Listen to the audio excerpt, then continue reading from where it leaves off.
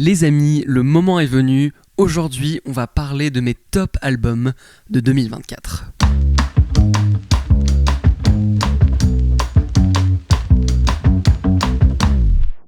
Bonjour à tous, j'espère que ça va bien. Bienvenue sur ma chaîne YouTube où on parle de pop culture. C'est chill, en format podcast, discussion comme ce que vous êtes en train de regarder. Donc posez-vous, écoutez ça en faisant autre chose ou pas. En tout cas, aujourd'hui, on parle de musique. C'est un peu la suite de ma vidéo des top chansons de 2024 que j'ai fait. Aujourd'hui, on va parler de mes top 5 albums qui m'ont le plus touché cette année. Honnêtement, cette année 2024 a été un peu moins riche en termes de sorties d'albums qui m'ont vraiment touché. En tout cas comparé à 2023 où là il y avait vraiment des trucs que j'ai adoré. L'album de Post Malone, l'album de Théo, de Rebecca Black. Enfin il y a vraiment eu plein de sorties que j'ai adoré. Ouais, cette année était un peu en dessous pour moi en termes de grosses sorties musicales. Mais on va pas être trop négatif, on va parler de mes albums qui m'ont le plus touché, en passant par des grosses sorties très mainstream à des petites pépites dont vous avez peut-être pas entendu parler. Il y a beaucoup de musique dont j'ai envie de parler, donc on va tout de suite commencer. Avant de rentrer dans le top 5, on va faire quelques mentions honorables. Déjà, il y a le dernier projet de Saint-Levant qui est un projet assez court mais vraiment efficace avec plein de belles choses, plein de bangers, notamment l'intro de l'album que j'aime beaucoup qui est structuré en deux parties avec la première moitié rappée en anglais sur une prod un peu trap et la deuxième qui part dans un chant arabe hyper catchy avec un effet de foule qui chante par-dessus. Cette mélodie est géniale, c'est vraiment un bon exemple de tous les mélanges d'influences qu'il y a sur cet album.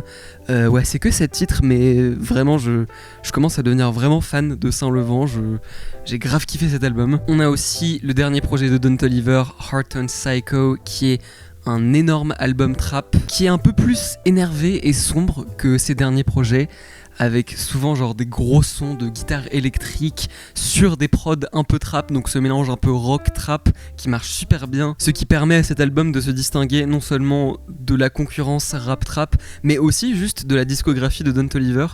De ce que j'ai écouté de lui pour l'instant, c'est vraiment son album le plus genre sombre et énervé, mais avec des top lines toujours aussi bonnes et des feats vraiment bien, vraiment variés, et une production trap à gros budget comme ce à quoi on pourrait s'attendre, avec des grosses 808, parfois des beat switch et des moments où les prods limite saturent un peu, notamment dans le feat avec Lil Uzi Vert, Donnie Darko qui était dans mon top 5 de mes morceaux de 2024. Bref, faut pas que je m'égare trop parce que après il y a le vrai top 5, là on est que dans les mentions honorables, mais en tout cas super album. Peut-être le seul défaut c'est qu'il est un peu long, je crois que c'est genre 21 titres et ça le rend un peu moins réécoutable et il y a quelques skips pour moi, mais bref, j'ai beaucoup aimé cet album. J'ai aussi beaucoup aimé l'album Nothing de Louis Cole. Alors je l'ai découvert récemment, donc ça a pas vraiment marqué mon année 2024, mais Louis Cole, le Metropole Orchestre et Jules Buckley ont sorti un énorme album qui s'appelle Nothing, qui mélange le son caractéristique de Louis Cole avec son son de batterie bien à lui, un groove qui te donne toujours envie de danser avec des lignes de basse incroyables,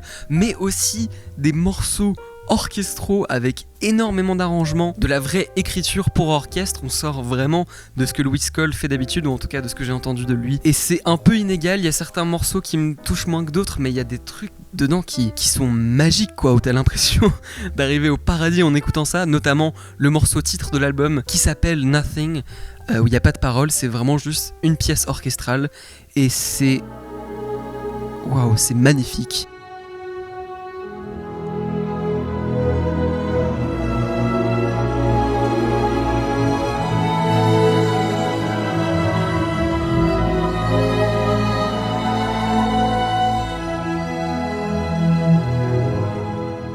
J'aurais dû le mettre dans mes top chansons de 2024, vraiment cette chanson est trop belle, elle me fait pleurer à chaque fois, donc foncez écoutez cet album. Et je mettrai aussi un petit album qui s'appelle Seb Radio, d'un artiste qui s'appelle Sébastien Luc, je sais pas si vous connaissez, mais c'est vraiment très bien, il y a plein de feats, il y a plein de styles musicaux différents. Et c'est probablement un des albums les plus sous-cotés de 2024. Voilà, maintenant on va rentrer dans le vrai top 5. En 5ème position, on a l'album Monsieur Sodade de Aboutal. Alors, j'ai découvert sa musique en début d'année, j'étais pas du tout familier avant et ça a vraiment été une grosse surprise musicale. C'est un album de 13 titres, je crois, qui mélange la bossa nova avec le hip-hop, le rap, mais aussi un peu de pop et de R&B, et c'est vraiment un truc qui me touche énormément. En vrai, déjà, si vous me connaissez, si vous savez qui je suis, vous savez que j'ai fait une trilogie d'EP qui s'appelle Plage Bossa. Ça a donc été un projet de bossa nova et de chansons françaises, et en vrai, la musique que je fais ressemble beaucoup à cet album. Du coup, c'est un peu drôle, je me demande si c'est même pas un petit peu égocentré de mettre cet album sur ma liste. Franchement, ouais, il y a pas mal de morceaux, on dirait vraiment mon projet Plage Bossa, mais ça reste différent, bref, ça reste différent. C'est pas juste pour ça que j'ai aimé l'album. Mais si je dis ça, c'est surtout juste pour dire que ça me parle beaucoup en fait, c'est une esthétique que j'adore, notamment le morceau Maison Margiela qui je pense est le morceau où on sent le plus l'influence bossa nova et même jazz dans l'album, avec un refrain super bien écrit qui te reste en tête et des guitares acoustiques, un clavier Rhodes, je crois qu'il y a une vraie basse, il y a de la trompette, il y a ces vraies sonorités vraiment jazz limite qui se mélangent avec une production hip-hop moderne qui fonctionne super bien, mais avec cette inspiration de la bossa nova brésilienne un peu présente sur presque tout l'album. On ressent la même chose, je n'ai rien dans la tête sauf toi, ton regard et ta façon d'être en vacances dans tes vêtements, Maison Margiela.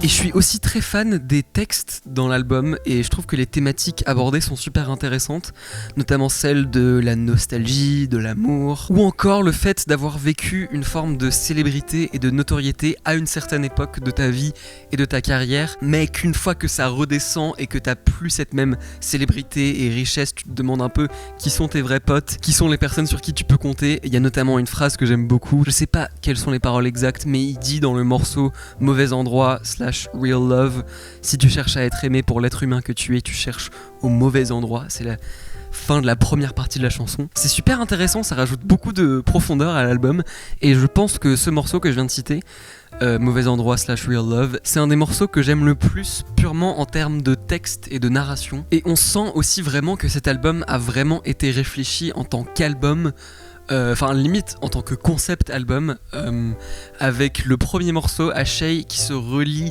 au morceau Monsieur Saudade vers la fin de l'album, avec toute une partie piano-voix en portugais qui est super belle. Et en traduisant les paroles de cette partie sur les deux morceaux, on est vraiment sur ces thématiques de l'amour et de la nostalgie et même de l'amour qui n'a jamais été, qu'il n'a jamais reçu. Et c'est vraiment un truc auquel je me suis beaucoup identifié parce que je me sens également très nostalgique dans ma vie, même parfois nostalgique de choses que je n'ai jamais vécues.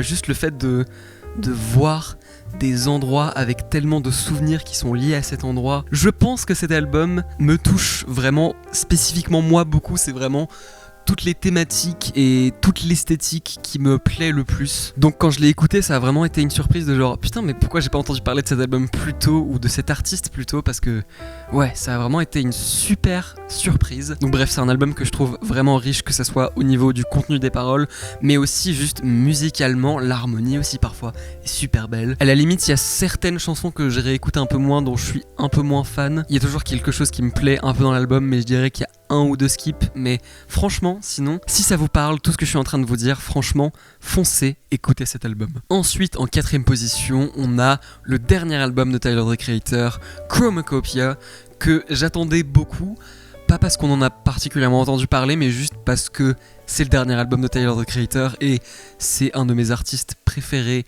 je pense, de tous les temps. Igor, son album de 2019, je pense que c'est un de mes albums préférés de tous les temps, donc dès qu'il sort quelque chose, ça m'intéresse beaucoup. Et même si en soi c'est loin d'être mon album préféré de lui, ça reste un artiste qui est un peu au-dessus de toute la concurrence et qui fait toujours des trucs vraiment spéciaux. Genre, tu sais que quand il va sortir un album, ça va être un événement et ça va être un album, enfin limite un concept album vraiment réfléchi de A à Z à chaque fois, où chaque album a une DA visuelle très précise et un nouveau personnage qui est inventé. Dans le cas d'Igor, il y avait un prénom avec Igor. Là, on a déjà cette esthétique avec du noir et blanc partout mélangé avec du vert très saturé. Que j'adore. Et on a ce personnage qu'on voit sur la pochette de l'album avec ce masque qui représente, enfin en tout cas pour moi, une sorte de version lisse et présentable de lui-même qui peut présenter au monde en tant que célébrité.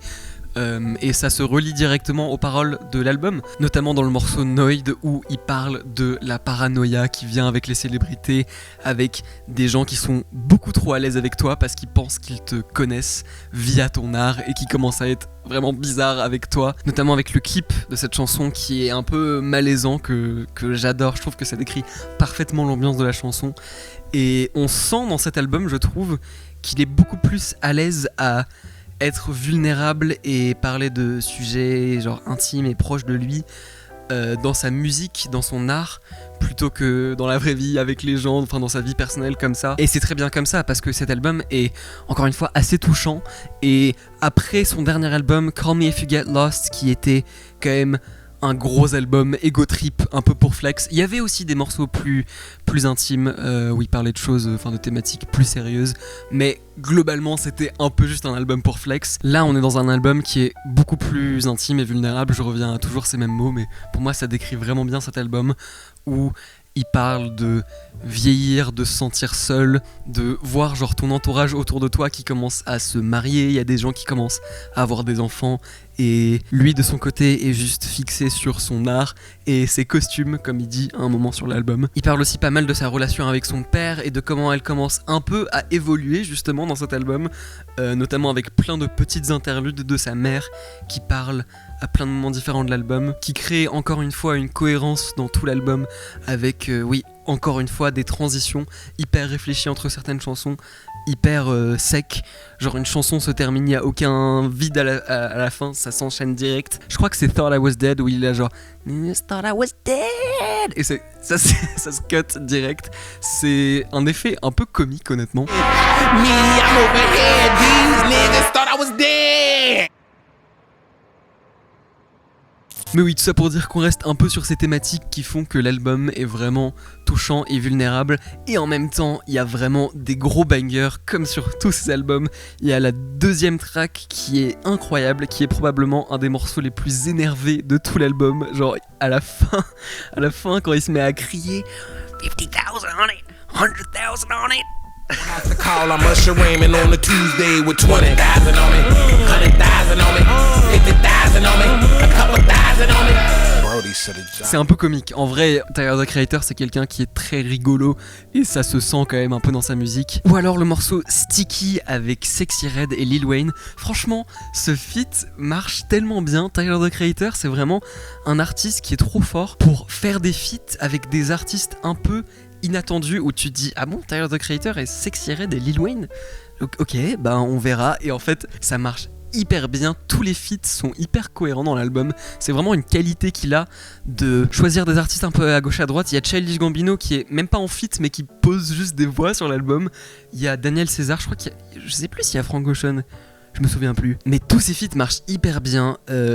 Et en parlant de banger un peu énervé, il y a aussi Thought I Was Dead, où je pense que c'est un de mes couplets préférés, le couplet de Tyler sur Thought I Was Dead. Il est vraiment genre énervé et la prod est presque un peu minimaliste à ce moment, il n'y a pas beaucoup d'éléments et ça tabasse quoi. Alors que c'est pas un moment où il est vraiment en train de hurler comme au début de l'album, mais oh fuck.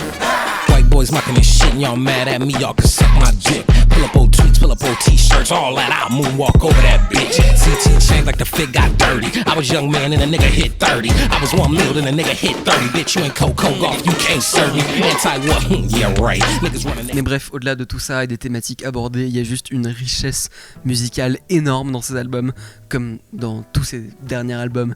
Avec notamment des solos instrumentaux à certains moments, genre le solo à la fin de Tomorrow qui est un peu féerique, mystique et genre mystérieux, avec des accords vraiment surprenants. J'aime trop comment ça sonne, c'est hyper original. Bref, je vous dis rien de nouveau, c'est pas pour rien que c'est un des plus gros artistes. Je pense que c'est sûr que c'est un des meilleurs artistes de notre génération et je suis trop content d'être dans la génération qui a cet artiste parce que c'est toujours un plaisir d'avoir un nouvel album de lui, même ses moins bons albums sont toujours excellents. Ensuite on change complètement de registre avec le prochain album en 3ème position qui est Found Heaven de Conan Gray. En vrai j'ai toujours beaucoup aimé Conan Gray, mais j'avais jamais écouté un album en entier. Et avec ce nouvel album qui est sorti, je me suis dit que c'était l'occasion, et ça a vraiment été un album qui a été trop agréable à écouter. J'adore l'esthétique de l'album, enfin je veux dire, j'adore la pop, et là on est vraiment dans de la grosse pop, très inspirée années 80. Et en vrai, la trend de la pop des années 80, c'est quelque chose qui est pas du tout nouveau, qui commence même à devenir assez répétitif depuis, je sais pas, 4-5 ans. Notamment avec The Weeknd qui fait sa trilogie d'albums très 80s. Et là il y a toujours cette inspiration 80s, mais qui paraît pas superficielle.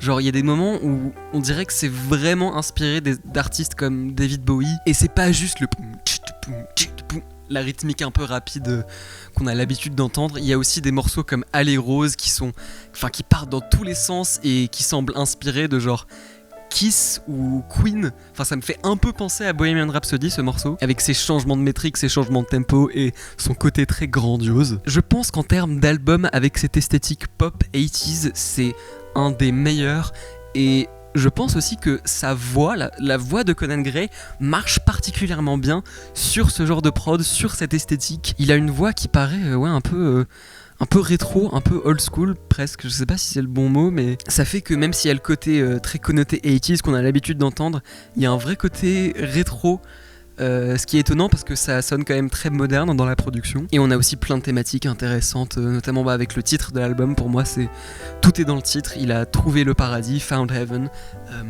avec le premier titre qui parle... la première fois que je l'avais écouté, j'avais pas trop fait attention, mais en fait le premier morceau parle de trauma liés à la religion, notamment genre d'être queer et de grandir dans un environnement religieux et d'avoir cette sensation que t'es en train de pécher et que Dieu te regarde mal. Et les paroles de cette chanson sont hyper bien trouvées. Don't be scared, little child, you're no demon. There's a God in the sky, don't believe it. Avec ce côté encore une fois très cinématique et grandiose, et sa voix qui est hyper expressive. Donc ouais, bref, je sais pas si j'ai grand chose d'autre à dire dessus, à part que les paroles sont hyper intéressantes, et en même temps c'est très sucré, c'est très agréable à écouter. Moi j'adore la pop sucrée, et là c'est vraiment un plaisir à écouter, sans non plus être dans quelque chose de trop superficiel. Encore une fois, il y a une richesse musicale énorme, où ça se sent qu'il a réellement été inspiré et influencé par la musique des années 80, et pas juste parce que c'est une trend en ce moment. Bref, si ça vous parle ce genre de pop, ou même si juste vous aimez Conan Gray et vous avez pas écouté l'album, vraiment foncez, ça a été un plaisir à écouter.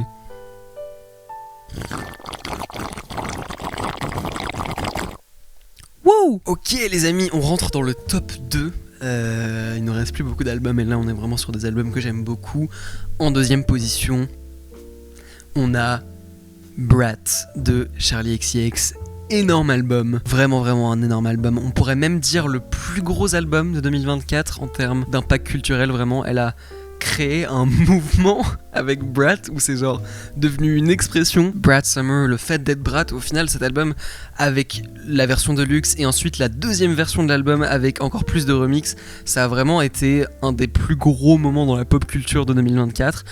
Et en même temps, c'est vraiment pas pour rien, parce que cet album est vraiment très bon, très fort en termes d'écriture, de production. J'avais un peu suivi la carrière de Charli XCX au loin, il y avait certains morceaux que j'aimais beaucoup, notamment 1999 avec Troye Sivan, gros banger.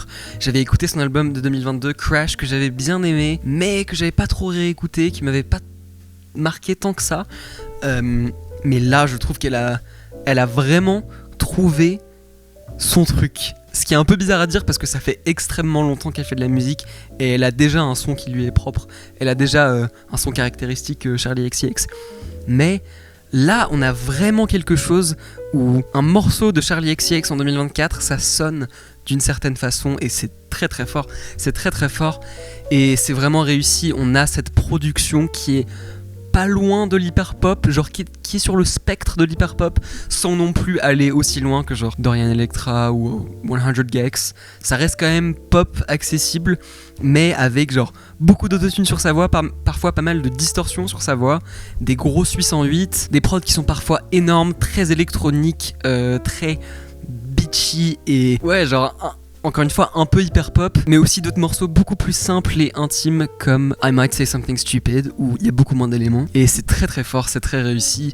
Un des trucs que j'aime le plus dans cet album, dont j'ai un peu parlé dans ma dernière vidéo, parce que j'ai mis pas mal de ces chansons dans mon top des chansons de 2024, mais ce que j'aime particulièrement, c'est le contraste qu'il y a entre le contenu des paroles et la prod, parce qu'on a des morceaux comme Rewind, où elle est en train d'être hyper vulnérable, en train de dire genre je sais pas si je mérite le succès que j'ai, je me sens mal dans ma peau, ce monde de célébrité est un peu toxique, parfois j'aimerais bien juste être dans l'anonymat et que personne ne sache qui je suis. Et même quand je fais la meuf sur Insta et que je vais au resto, je suis toujours un peu en train de penser à mon poids et comment les gens vont me voir. C'est étonnamment vulnérable et intime pour une chanson qui a une prod aussi excentrique et vraiment hyper pop. Genre si t'écoutes pas les paroles, juste tu t'ambiances, c'est hyper catchy, c'est très fun, mais les paroles sont à l'extrême inverse. Et on a des morceaux comme So High que j'adore, que je trouve super beau, où elle parle de sa relation avec l'artiste et la productrice Sophie et des regrets qu'elle a par rapport à cette relation. C'est hyper touchant, c'est hyper triste. Et on a aussi des morceaux comme 360, 365 et Von Dutch, où c'est juste de l'ego trip, c'est vraiment juste on s'ambiance, c'est de la grosse house et c'est moi la meilleure. Et j'adore tout, franchement j'adore tout dans cet album. J'adore le spectre d'émotions qu'on ressent sur cet album, notamment avec la chanson Everything is Romantic qui genre sort un peu de nulle part dans l'album en vrai. Après ça part un peu en mode grosse techno house et ok on s'y attendait un peu, mais le début de Everything is Romantic avec la partie orchestrale c'est magnifique. Et quand ça revient à la fin, quand la progression harmonique revient à la fin, qu'on a cette boucle avec le Fall in Love Again and Again, c'est hyper beau.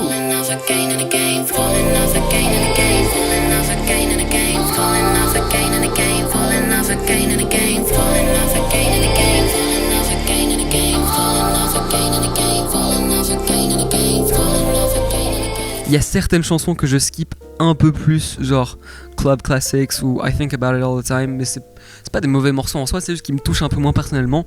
Bref, je dis rien de nouveau, à peu près tout le monde a adoré cet album, enfin en tout cas ça a eu un énorme impact culturel. Mais comme j'ai dit, c'est vraiment pas pour rien et c'est vraiment mérité parce que elle a vraiment d'être ça, elle a vraiment trouvé un truc très à elle et pour moi c'est son meilleur album. Ok, alors... j'ai pas mal hésité entre le numéro 1 et le numéro 2, je savais pas trop honnêtement, mais au final, en première position, mon album préféré de 2024, c'est l'album Scrapyard de Quadeka, qui est pas une sortie hyper connue, mais que j'ai vraiment adoré, ça a été une grosse claque pour moi. Quadeka c'est un artiste, rappeur, qui a fait ses débuts sur YouTube, et genre je me souviens quand j'avais entendu parler de ce mec au début, je me disais, ce mec est vraiment cringe, il fait des vidéos de rap où il clash d'autres youtubeurs, c'est méga cringe, mais il a eu un step-up et une évolution artistique qui est hyper impressionnante. Ça me fait un peu penser à Tyler, the Creator, ce qui s'est passé avec son album Flower Boy, où genre il y a eu un détour, un switch qui s'est passé dans sa carrière, où à partir de ce moment, il a commencé à faire de la musique très très intéressante, très très riche. Et Quadeka, j'avais écouté son album de 2019 et j'avais déjà trouvé ça hyper riche, hyper intéressant, un peu un concept album aussi. Là on est sur un album qui est un peu différent, c'est plus une mixtape, une collection un peu patchwork de plein de morceaux différents, entre des morceaux qui restaient de ses albums précédents mais qui marchaient pas dans les albums, mélangé avec des nouvelles choses qu'il a composées, d'où le titre Scrapyard. C'est vraiment une collection de plein de choses différentes, de plein de styles musicaux différents, mais c'est pas pour autant que c'est pas hyper chouette à écouter. J'ai adoré cet album. Je ne saurais même pas vraiment définir le style musical de cet album. Alors de base on est quand même sur du rap, avec des styles, des influences de styles comme la trap, le boom bap. C'est un peu dans la lignée de ce que pourrait faire un groupe comme Brockhampton. Il y a d'ailleurs Kevin Abstract de Brockhampton qui est présent sur le dernier morceau, qui est super beau. Mais il y a aussi un côté un peu folk, un peu vraiment chanson, plus traditionnel. C'est très éclectique comme le titre de l'album l'indique. Si on prend l'exemple du morceau Easier, qui était mon deuxième morceau préféré de l'année dernière, ce morceau est tellement beau. Ça commence comme une sorte de ballade, guitare-voix, t'as l'impression d'arriver au paradis, c'est magnifique. Et après il y a une prod un peu plus trap, mais toujours avec ce côté un peu lo-fi, et avec des chœurs très très lointains noyés dans la reverb, et de la flûte qui fait des contre-chants sur une des plus belles mélodies que j'ai entendues de l'année 2024. C'est un peu accablant à quel point cette chanson est belle. You shouldn't go by yourself, but oh my god, maybe I'm not in love. It's just the thought of you. Sometimes it's not enough. Enfin, c'est vraiment d'une douceur, oh là là, c'est du beurre. Et en même temps, à l'autre opposé du spectre, si on prend un autre exemple, on a le morceau Guess Who, qui est un gros banger trap hyper énervé, un peu genre, tu sais, un peu moche, un peu dégueulasse, mais qui est hyper viscéral, avec des grosses 808 qui tabassent et des synthés un peu aigus qui sont presque énervants, mais qui font que la prod est, ouais, genre un peu lo-fi, un peu dégueulasse, mais ça donne encore plus envie de s'énerver, notamment la fin où il fait genre Guess who, it's me, et on arrive à peine à comprendre ce qu'il dit tellement il y a de distorsion et c'est hyper chaotique.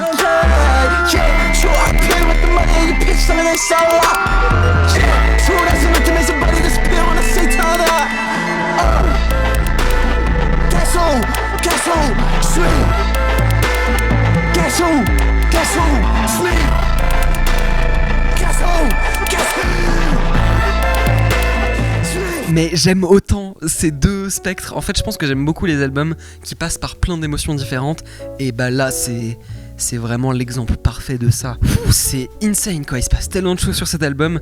Cet album est à la fois hyper doux et mélancolique et beau, avec des morceaux vraiment doux comme Easier que j'ai cité, avec le morceau aussi Guide Dog qui est vers la fin de l'album qui est trop beau, ou le morceau You Tried That Thing Where You Were Human, qui est franchement carrément expérimental. La façon dont il chante, on dirait qu'il est sur le point de pleurer et c'est hyper long, il répète la même phrase en boucle et à la fin ça explose. Ouais, cet album, franchement, par moments, il est assez expérimental et c'est une des raisons pour lesquelles je l'aime autant. Il est vraiment, vraiment, entièrement original. Il y a personne qui fait de la musique comme Quadeka. Il y a aucun album que j'ai écouté en 2024 qui ressemble ne serait-ce qu'un peu à Scrapyard. Autant moi j'adore l'album de Conan Gray que j'ai cité tout à l'heure qui est hyper propre, hyper lisse, vraiment on est dans de la pop très moderne, autant cet album je le trouve hyper touchant aussi. Bref, je sais pas si j'ai été très clair, c'est assez difficile de décrire cet album honnêtement.